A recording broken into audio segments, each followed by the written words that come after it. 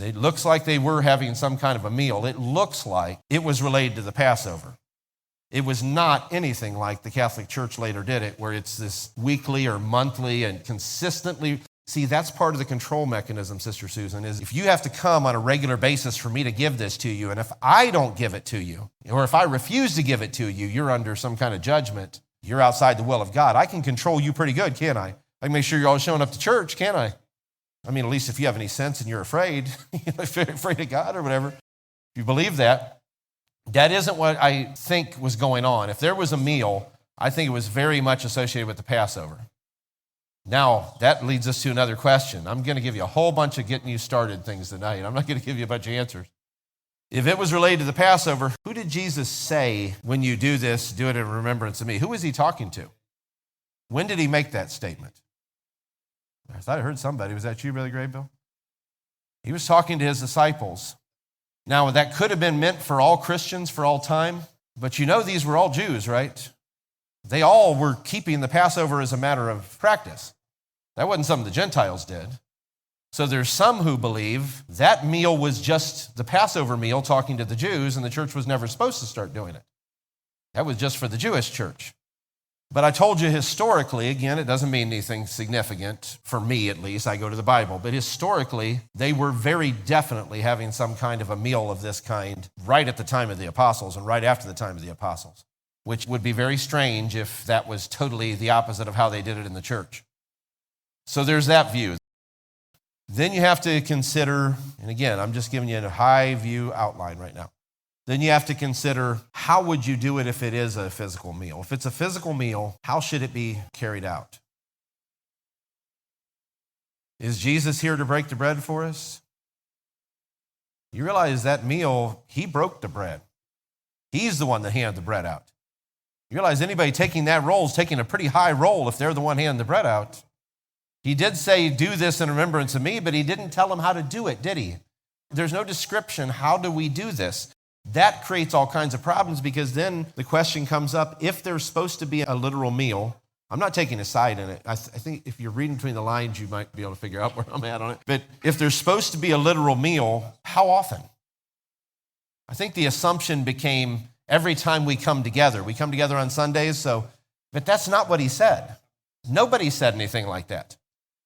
Most of the coming together meals were fellowship meals. So there isn't a real clear statement in the Bible that tells you when to do it. So if you felt like it was a literal meal, the safest thing you could do, and I think this is what some are doing among our body right now, is to do it at the time of the Passover, to say, we're basically celebrating the Passover. That would probably be the closest you get to if you're going to try to do it biblically. There's another factor that comes in, Sister Susan, that some ministers taught. Those brethren who believe that there is a literal meal, but it's not time to have it yet. I said there's really three views, because there's some that believe it's totally spiritual. There's some who believe it's literal and spiritual, and now's the time to do it. And then there's some who believe it's literal and spiritual, but it's not time to do it yet. And the argument for why it wasn't time to do it yet is it won't be time until the church is restored. When the church is restored, we'll begin doing some of those things that they did. Those are the three positions. But then again, within the position of those who have held the idea that you have a literal meal of some kind or bread and so on, how often do you do it? What exactly are you going to use as the drink and the bread? Well, clearly most people use some kind of bread or crackers or something. But see, even that, why did you choose that? Then who is the one distributing it? Is it like a Catholic Mass where you come up there and they set it on your tongue, basically? There's nothing biblical about that. Jesus didn't do that. He didn't feed the disciples. Even at that meal, Jesus himself didn't say, come here, let me put the bread in your mouth. He gave them the bread. They fed themselves. You know that because what was his clue to let them know who the one was that betrayed him? Who said that? Brother Larry? The one that dipped the sop. That means Judas had his own piece of bread. Jesus wasn't feeding him like a baby. Judas had his own piece of bread. He dipped it in there. And by the way, the very fact that he dipped it in there tells you it was very different than what you see in a Catholic church. They're not dipping in anything. Just giving you a little wafer, putting it in your mouth. It's very ceremonial, which would lead me to another point. I think that I'm trying to keep saying if with everything, all right? If there's a literal meal, It would have to be more like that Passover meal where there's some kind of bread that you're eating that's more natural than little wafers that somebody stamped with something and everything else. It would be much more relaxed than ritual. He wasn't, all right, everybody sit up straight now. I'm going to put this in your mouth. No, I don't mean in some kind of casual way. I just mean it wasn't ceremonial in the way a lot of churches have gotten carried away with that. So our challenges are, number one, was it ever intended to be literal, or was it always intended to be symbolic? That's a question we have to ask. I'm not intending to wade into the subject in great depth, but if we were to get into it at some point in depth and really look at the scriptures and the history, was it ever intended to be literal, or was it just intended to be symbolic? And again, it isn't one or the other, because if it's literal, it still would be symbolic. Who has a question? Brother Bear, I grew up in Catholic, and yes, we did it every Sunday. Every Sunday. And then when I transitioned to Pentecostal, it was pretty much more of occasional, like maybe every month, once a month, or once every 3 months. But that also became kind of like what you started out saying, something like, what did you say, casual something? Just ritual, ceremonial, rote. Yes. I think I said rote. But then my question here, Brother Bay, lies on 1 Corinthians 12, verse 27 there. Wherefore, whosoever shall eat this bread and drink this cup of the Lord unworthy shall be guilty of the body and the blood of the Lord. So if it's spiritual, how can you be unworthy eating the word of God and the Spirit of God? And if it is natural, like a Passover, how do you eat it unworthy? The Pentecostals had a way of teaching, and I just wanted to ask that to see what the body would teach on that. The Pentecostal teaching was that if you had a sinful nature, that you have sinned in case like adultery or any unrepented sin, or some ongoing sin. Sin, and you come and eat on this and drink on this literal table that has been prepared, that it could cause some sicknesses. If it's spiritual, and we believe that, I also believe in a spiritual since I met the body, because it makes more sense. So if we're eating the body of Jesus Christ like we are right now, and drinking on the Spirit of God like we feel, in most of our services, how could you be unworthy while you're eating that? I think the reason it's hard to wrap your head around is because you're thinking like you're eating it because you want to eat it. Like, Lord, please give me your word. Lord, please give me your Spirit. But sometimes people come to church and they enjoy the service with no intention of changing their life.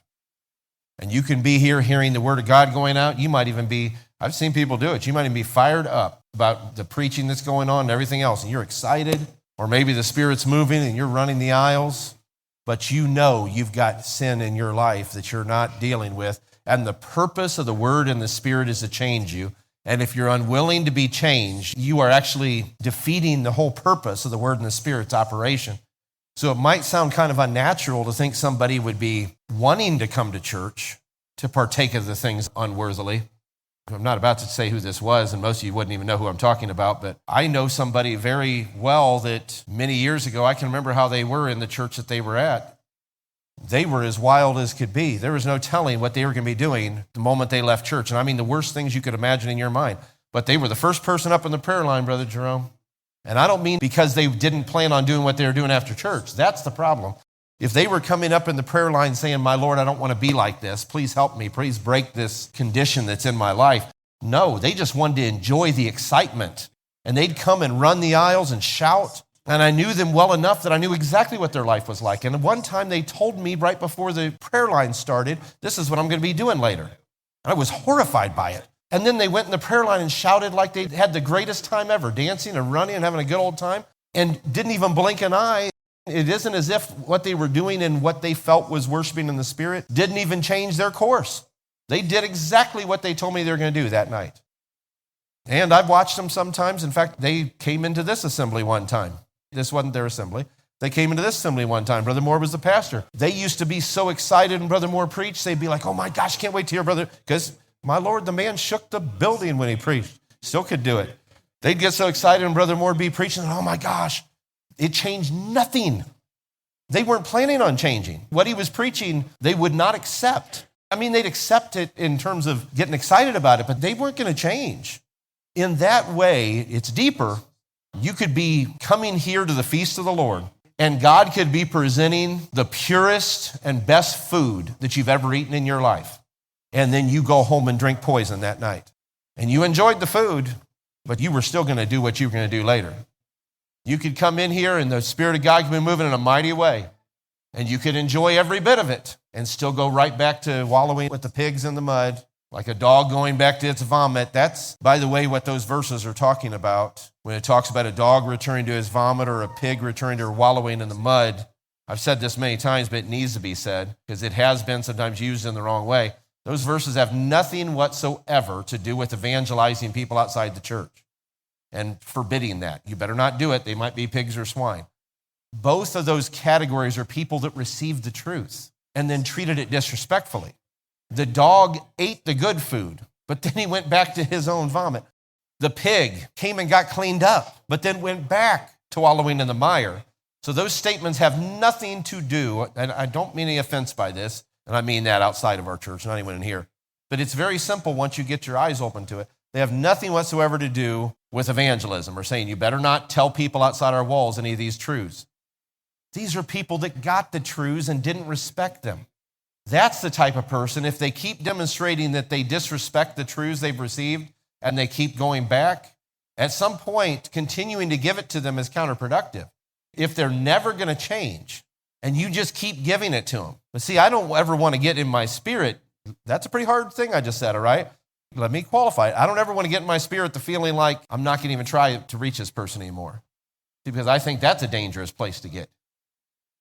I feel like the elder brother in the parable of the prodigal was at that place. He was done with his younger brother. It's like, forget him.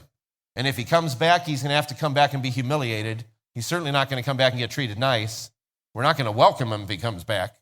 We're going to hold him at arm's length, maybe not even let him come home for a while. But that wasn't Dad's spirit. Dad saw him afar off, didn't he? And went running to him, wrapped him up, brought him in, got him right back in under the table. You realize they made a feast for him? Got his feet right back under the table. That's the spirit we have to have. I'd rather err on the side of compassion than err on the side of cruelty. I don't want to put the label of dog or swine on anybody. That's up to God. Because I can promise you, I was both when Brother Moore first got here. He was a young man himself at that time. When I first got here, I was both, Brother Jerome. I was a dog and a swine. I went right back. There's a few times I'd come to church and kind of tinker with the idea of coming back and just get pulled right back into the world for that little period, that window that I was in and out. Thank God that somebody kept trying to reach out to me. Even when I was wallowing in the mud, people kept reaching down there and saying, come on, let me help you out of there. Well, no, we don't reach down there. Well, you don't go jumping in it with them. But if you can reach them, reach them. Don't fall in. Some with compassion, making a difference, you know. Others, you grab them and pull them out of the fire, right? But you still try to get them. If you can get them with compassion, you get them with compassion. If you can't get them with compassion, get a hold of them and pull them out of there if you can. So I'm thankful that when I was in a dog or a swine-like state, God didn't give up on me and people didn't start reaching out to me. So I'm extremely careful with that. I think people have gone overboard with that as an excuse not to be evangelistic. We don't share these precious truths. That's a ridiculous statement. Forgive me. I know that's rough, but it's a ridiculous thing to say because the thing that makes them precious is their life, and those folks are dead. What's precious about these truths is they're full of life. If they didn't have any life in them, there wouldn't be anything precious about it, right? It's the life. And that's what they need. We've got it. They don't. Of course we want to try to give them life. Of course we want to try to help them. Now, coming back to your question, I think there are times that somebody can eat or drink unworthily in the spiritual because they're coming in, but they're not coming in respecting the environment. That happens. They're not respecting the environment. That's a dangerous thing. It's interesting, Brother Jerome, that literally comes right back to something I said earlier. That burden I've been feeling, I said to Brother Moore, I've been feeling like we need to just stop before we even start service and say, let's all get it clear here. You know, a lot of times we start with prayer in many of our services, and it's prayer for needs. Maybe we better start with prayer saying, God, is there anything in any of us here tonight? Is there anything here we need to get cleared up? Is there anything here we need to get cleaned up? Is there anything here we need to leave behind or get dealt with or get purged out? And God, will you help us, because I don't want to eat or drink unworthily here tonight. I do think there is a balance between the views, Sister Susan. I do believe it seems pretty likely there was some kind of an actual meal. And I don't have a problem with that idea, but I absolutely believe there's something spiritual to it. But to get at the real root of your question, why there's differences, the challenge is we have some that are practicing that right now. We have some that believe they will be practicing it in the future when the church is further along. And we have some that never are planning on ever practicing it. I mean, literally doing it because they think it's spiritual. And we cannot come to a consensus on that. And the challenge has been, and I'm not trying to push any buttons by saying this, but the challenge has been those who might be literally doing it right now are very likely seriously offending the ones that believe it's just spiritual. Because to them, they're doing some Babylonish practice. The ones who are literally doing it right now might be looking at someone that believes we have to wait till the church is restored and saying, what's the matter with you? This is part of what we should be doing as a church right now. So you can see how it could cause tensions. So the way we have often taken it, I know this has been Brother Moore's stance, I think we're of one mind on this, is we are not trying to create disunity in the body. We are trying to keep peace in the body. I don't want to push something in one direction or another that will create disharmony in the body. And so I have had people come and ask me, Brother Jerome, why are we not doing this? Do you believe you should be doing it?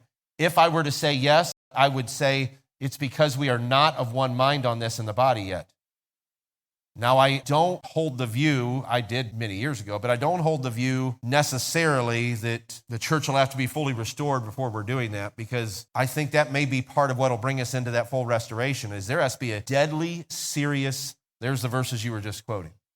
They're in 1 Corinthians 11th chapter.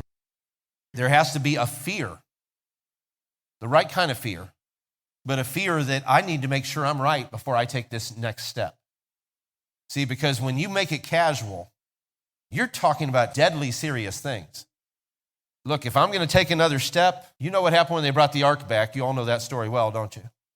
After the Ark of the Covenant had been taken into captivity by the Philistines and bounced around between the majority of their 5 cities, and all kinds of judgments fell. And you really got to see, by the way, this should have been a pre-warning when they brought it back, just how deadly this thing was. It got captured and it looked like it had no power at all, at the end of Eli and his sons. When the Philistines took the ark, they came into the camp with that ark. So you can't use God's things like, here's doing it unworthily. This is an example of doing something unworthily. They had no business. Those 2 boys should never have been carrying the ark. They were a moral mess. I'm not going to say in mixed company what all they were doing at the doors of the tabernacle, but they were robbing the people. That was the nicest thing they were doing, was robbing the people. They were doing some very nasty, immoral things, taking advantage of the women coming up. I'll be just that close to it. They were abusing those ladies. They were the last ones that should have laid their hands on that ark and carried it out to the battle. And you know what's unfortunate? The people had gotten so cauterized to their condition and so used to an unclean priesthood that when those men started carrying it up, do you know what response they got when they brought it up? Anybody know the story well enough to know what response they got? The camp of Israel went up in a shout. They were excited. See, we can get excited about things that aren't of God if we're not careful. The camp of Israel went up in a roar, scared the wits out of the Philistines. But see, that was all in their idea of, here comes the ark, so we can't be defeated. The ark is coming. But it's being carried by unclean men. And so when those unclean individuals brought the ark up, it had no effect. It did nothing for the Israelites in that battle. They lost the battle. The Philistines took the ark, took it back to their cities, but then God just let the Philistines know, it isn't me you just defeated. I just pulled back my power because my people weren't clean. And then he started knocking heads off statues and everything else from that point. He started abusing the Philistine cities until finally they'd had enough and they said, get this thing out of here. And the ark started and it's a whole story to this, I'm not going to go into here, but the ark started its process back. It made several stops and sometimes for years sat somewhere. That was wise. That was wise. That's where we're at right now, We're there right now. The ark is a picture of the government and order of God at its highest level, the divine order of God. his power, his authority. We are right now in the process of bringing the ark back to Jerusalem. When the ark returns to Jerusalem, there's a parallel symbolically there with the church being restored. That's why we sing these other songs. Here's another one, Sister Loretta. You don't need to have to play it, but I haven't heard this one in a while either. The ark is coming up. Oh, my Lord, we used to get excited when we heard that one, didn't we? Probably still would. The ark is coming up the road. Well, that's because we tied that to the concept of the church being restored. There's a power and authority of God is returning.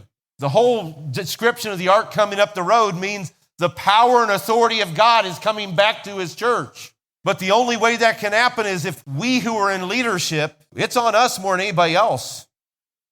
The general people were just waiting for the ark.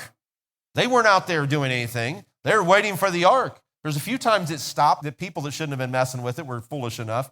It was mostly people that were involved in leadership, those Levites and things, decided they're going to peek in there. That was a really unwise thing to do. People end up losing their lives. Different things happened, and of course, Uzzah losing his life because he shouldn't have touched it, and it shouldn't have been on the back of that ox cart. There's all those stories, it's another example. This would take us all night to talk about the journeys of the ark, maybe 2 nights. But the point of that is they had to find, there's an interesting phrase in the King James Version. This is a real interesting phrase, the due order, the proper order to get that ark back, which just shows you, here's a sad commentary, you'd know exactly how to get it back if you went back here. That's always what got them off track, is they didn't go back to the source. There's the problem. There's the challenge, by the way, Sister Susan, with this whole subject of the Lord's Supper. We cannot build our ideas about it on what the history of the church has been. I don't care what people have done any time in the history of the church. This is a deadly serious thing. We need to go here to find out. And there's not a lot there. You have to be real careful. So they should have gone back here. And eventually, after Uzzah, that was the last shock wave. When Uzzah fell down dead because he touched it, I'm sure then you have to start thinking, all right, we've tried every way to get it home. How are we supposed to do this? They should have known. It's right in the book. They weren't going to the book. You know what they were doing? They were trying to come up with their own man-made way of doing it best. That's why I get so straight about how we cannot just base things on man-made traditions. It has to be on the book. So they went back to the book. David said, all right, look, this is serious. He was upset. He was worried, like anybody should be.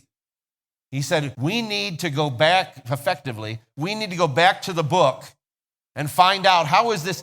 Why wouldn't you have done that to begin with? Find out how is this supposed to be done. There was a way it had to be done.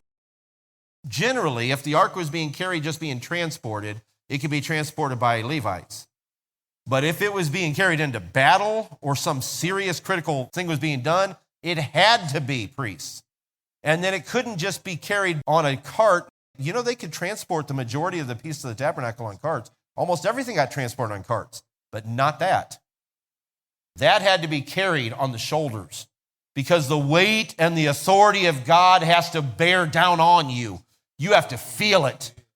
It's like the weight of responsibility. You have to feel the weight of that responsibility and realize I'm under the yoke. And so those priests had to bear the weight of that ark. And so when he found out how to do that, you know the story. I don't know. We had a debate about this in one minister's meeting. I didn't. I was just a young man at the time.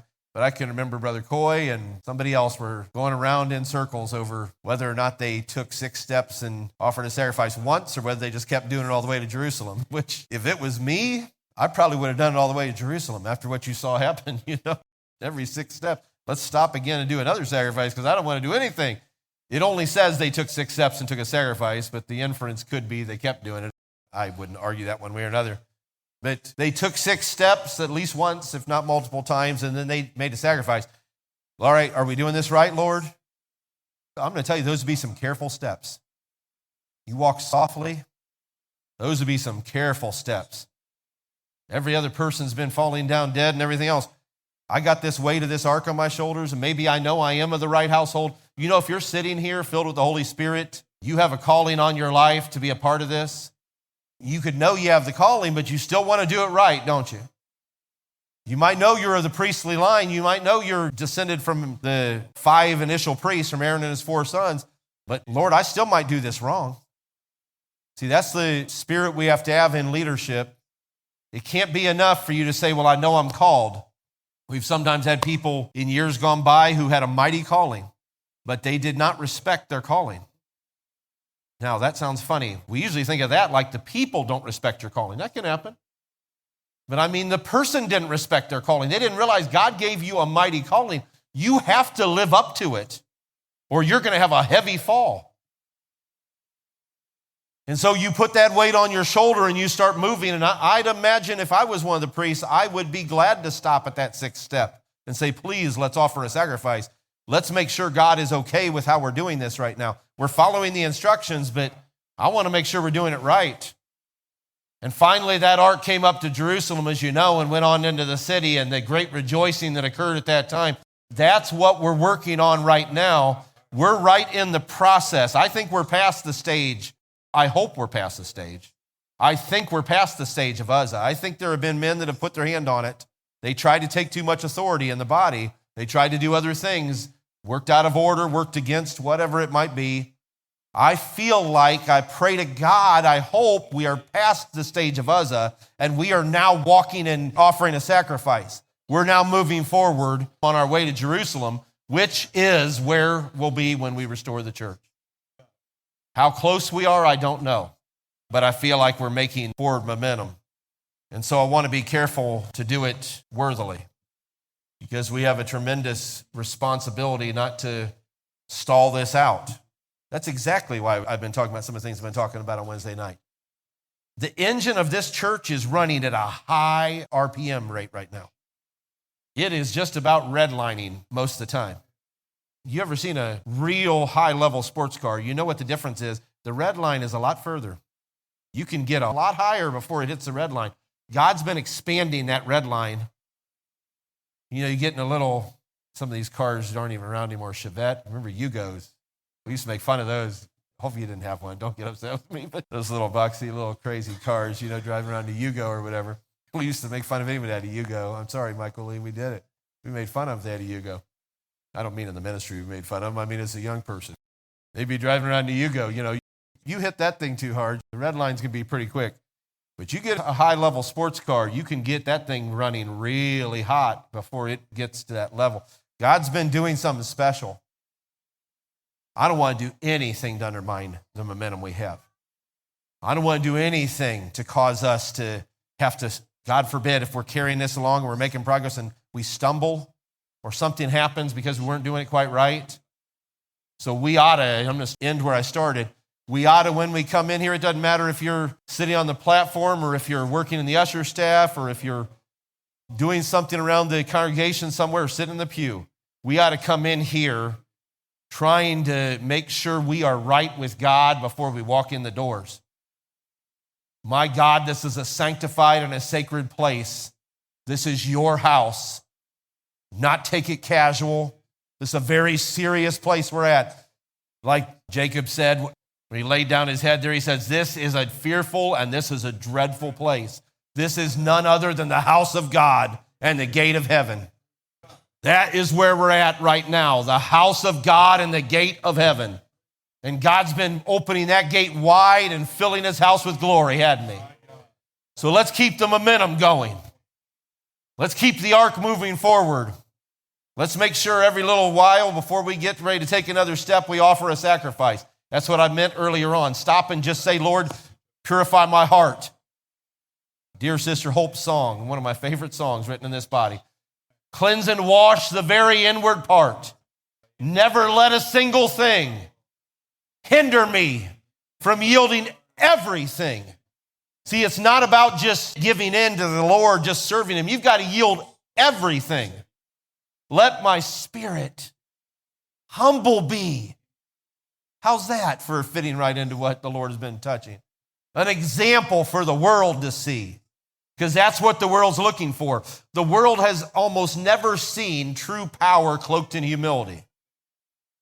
That's what Jesus was doing. He was lowly, but the most powerful being in the universe. This world has seldom seen great power cloaked in humility.